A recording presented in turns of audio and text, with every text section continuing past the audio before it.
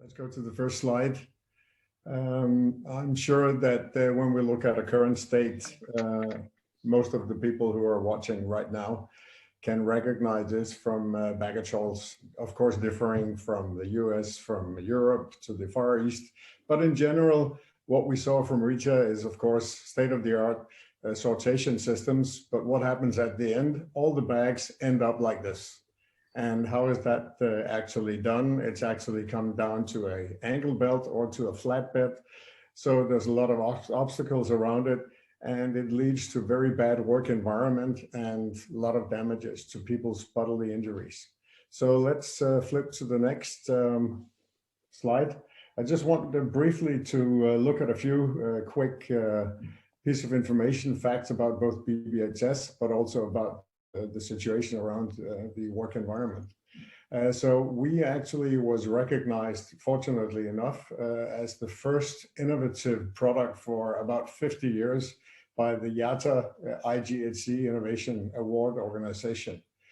So we were very pleased with that because there's gone a lot of development into this for quite a number of years with the company.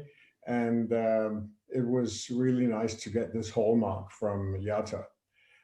We know also, because there's a lot of drivers around the product that we are delivering, and we know that one of them, for instance, in the US, some certain airlines, very large airlines, they run up to $140 million in annual costs just for bodily injuries generated by the BHS processes. It's not visible usually, but on the bottom line, it will show up because certain people are responsible to accumulate all these pieces of information in the different airlines. Then we have the baggage handlers on sick leave. With our system, which I'm going to present in a short while around the actually work processes, we can actually reactivate baggage handlers on the apron because it alleviates all the manual lifting, or about 95% of all the manual lifting. And that is a particular issue looking at German legislation.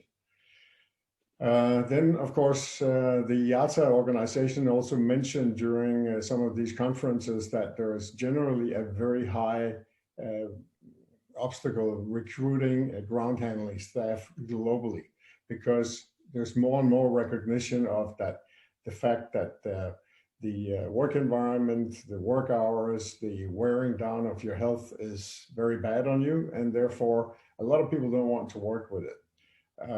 So the next thing is also that when we look at our product, baggage carts, everyone here knows that when you look at an airport, you have maybe 2, 3, even in some cases 4 handling companies, and they all have sub-optimization. So you have lots of equipment sitting around on the apron. And with the full introduction of a BBHS system, you would be able to actually reduce, just on the baggage cart side, about 80% of whatever is sitting around on the apron, because you have a much more efficient movement of the system. And finally, if it's totally installed also in connection with whatever existing sortation systems there are, because it can be connected up to current installations, it can free up space because the footprint of the units are about 25% less than current systems. Let's go to the next slide, please. This is a little bit down memory lane with a Lufthansa Lockheed 104 Super Constellation from the 50s. That's interesting because Frankfurt am Main Airport, but look at what's sitting underneath the aircraft and the guys carrying the luggage around. And please go to the next slide, please. Oh, 2020, new aircraft, different uniforms. Of course, there's a little bit extra help from the belt loaders, but you had belt loaders in the old days as well, but they were just much more manual than what you see today. But the process, the work process, where you do all the bags onto the belt and into the cargo hold of the aircraft, is exactly the same. So very little changed. Of course, you can get belt loaders today with snakes on it and similar. Otherwise, very, very limited changes. Next slide, please. Should we continue like this? Of course, we will say, no, of course, we shouldn't continue like this. And I think that recognizing during the COVID-19 period here that, of course, you have a very, very difficult situation for many of the airlines. There is an opportunity for airports, airlines, and ground handlers to actually reconsider and look at all the work processes and say, okay, it is time for automation. So why don't we go in and do certain enhancements on the automation side for the baggage processes on the in the airports. Please, next one. So if we look at a conventional departure process, we had the first picture before where we were looking into the current state. There's a manual makeup and sortation. No matter how advanced the sortation system is in the airport, this sortation ends up manual lifting onto the carts going out to the aircraft. All the bags will then go into the aircraft, and many times, sorry to say, if you fly a priority, when you are able to fly after C19 and even before, did you get your bags first? If you have a priority bag? No, you don't, because it's not sorted. So in general, then of course you have to do a manual hookup of the truck that carries out all the trolleys, and then you go out to the aircraft side, and what do you do again? You do manual. You do manual lifting from the back cart and onto a belt loader. So it's very much as it used to be. Next slide, please. So what do we look at here? This is at Billund Airport. This is just to tease you a little bit, because this is actually how we can offload and unload the bags from the aircraft, where you just have one guy sitting inside the baggage hall, and then everything goes automatic into the BBHS carts, which are then on roller beds, and it's Mr. Newton, the gravity, that actually fills up the carts. Next slide, please.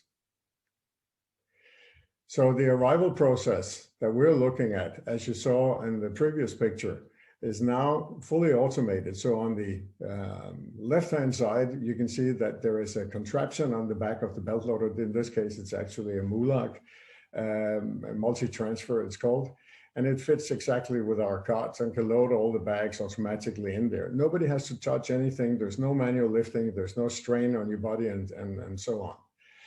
When you then have the carts filled, then you go to the arrival station, which is where you actually drop off the bags. That is also fully automated because the carts swivel around their own axle.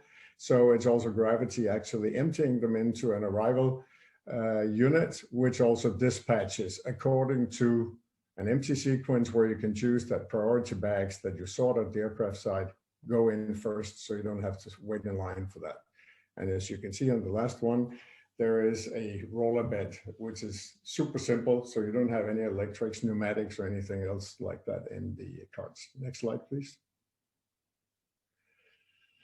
Departure process, the same. Before we had a guy standing lifting all the bags, but we have actually developed over the years a buffering baggage in capacity boosters, which you could equivalent a little bit to an early bag storage, but it's of course a different unit. But everything here is done according to a cooperation with the individual airport, where we do feasibility studies first, see what is possible with the footprint and so on. But it is a very high-end system that actually determines the first class bags, the business class bags, and the coach or choice class bags. So they're segmented already there. So the makeup and segmentation is easily made. So as soon as you flush the bags into the carts, you know exactly from handheld devices, where are your items? Where are the bags that have to go in last to the cargo hold of the aircraft? And hence you get them out first.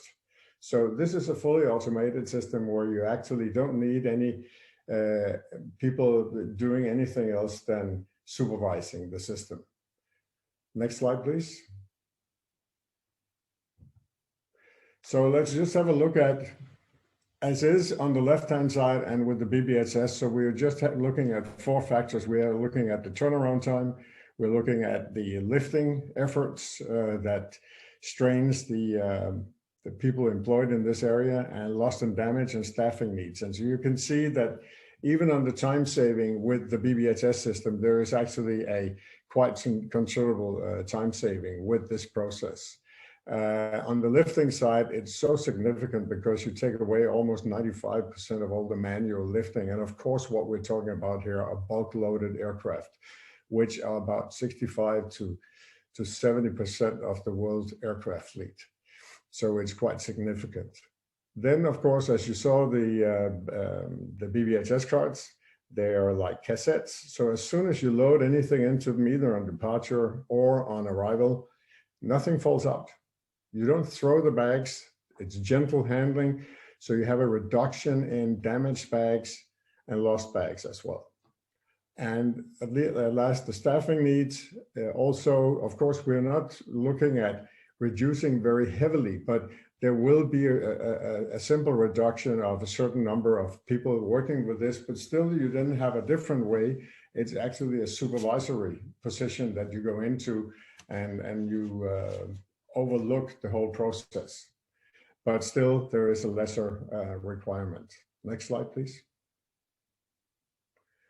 BBH benefits, and of course you will be having these afterwards so you can have a look at them. But of course, there's always discussions when you're in this process with the different stakeholders, that airports and passengers and ground handlers, and point a little bit towards each other who's actually getting the benefit of it. But from this chart, you'll be able to see when you have a look at it afterwards that there's something in it for every stakeholder in this process. And at the end of the day, there's only one of these stakeholders who pays for this. That's the passenger. And he is the person, or she is the person who will determine that they're getting an enhancement of what they used to see before. Next slide, please. So finally, I have to state that this is a video that we had nothing to do with. It was recorded. It was developed by Changi Airport, the Civil Aviation Authorities of Singapore, and by SAS, which is the one of the ground handlers in Singapore. But it concludes pretty well our system, because you will see that there is some really good positive things with this one. I hope the video runs well and it doesn't drop out.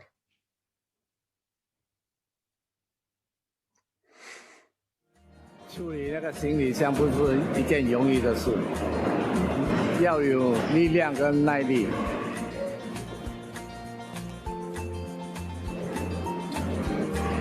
最近呢 ，SAS 跟 CAD 买了一种新的机器，给我们工作更轻松。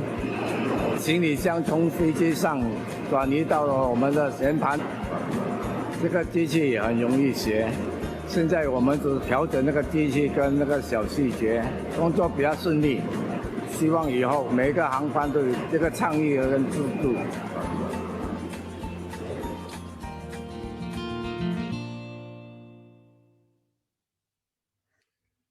Thank you very much. So I hope that gave you it was a very brief video, but we only had 10 minutes for the presentation, everything. I think we're almost there. So I hope it gave you a insight into what automation, which is very proven to go into the industry right now, that can do. Thank you very much.